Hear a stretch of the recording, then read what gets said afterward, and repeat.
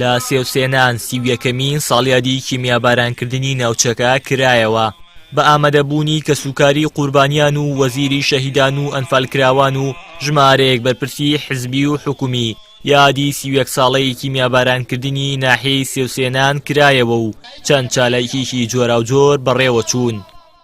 دانیشتوانی ناحیەکە ساڵانە لە یادی قوربانیەکانیاندا لەلایەن بەرپرسانی حکوومەتەوە بەڵێنیان پێدەدرێت، بەڵام بەڵێنەکان وەک هەمیشە تەنیا قسەن و ناچنە بواری جێبەجێکردنەوە. ڕاستە بڵێن ئیشکارەکان ئەگەر هەمووی تاوا بووە لەوەیە من بڵێم تاوا نەبووە لە تەموحی کەسوکاری شەیدان نەبێت، بەس بەڕاستی ئیشکاری باش لە سێوسێنان کراوە و هەنێ پرۆژەشێ ئێستا لە جێبەجێکردنایە و بۆ هۆی ئەم کرایندارانی وەستاوە و ئیشەڵا کراینداراییش نەما ئیشەڵا پرۆژایش جێبەجێکرد. ئای بەڕاستی ئەبێ داوا لە حکومەتی هەرێمی کوردستانیش بکەم کە ئاوڕێژی دی بدەن ئەو لەم شوێنە کارە ساتبارە و بە تایبەتی شوێنەکاری تیش کەوەکو ئێمە کیمیاباران کرد.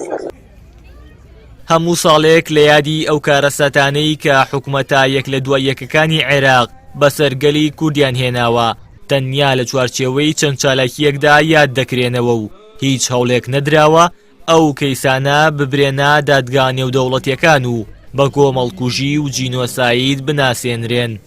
هەستاین بە مەراسیمی یادکردنەوەکە کە چەندین چالاکی لەخۆ گرتبوو، پێشکەشکردنی چەندین وتاری بەڕێز لەلایەن کەسایەتی ناودار و پێشکەشکردنی گێڕانەوەیکی تایبەت لە ڕۆژی شیمیابارانەکە شانۆی لەخۆ گرتبوو. فرقەیەکی سرودی نیشتیمانی لە دەربەنی خانەوە بە دەفلێدان هاتبوون، دەستخۆشیان لێکەی نمایشان پێشکەش کردین.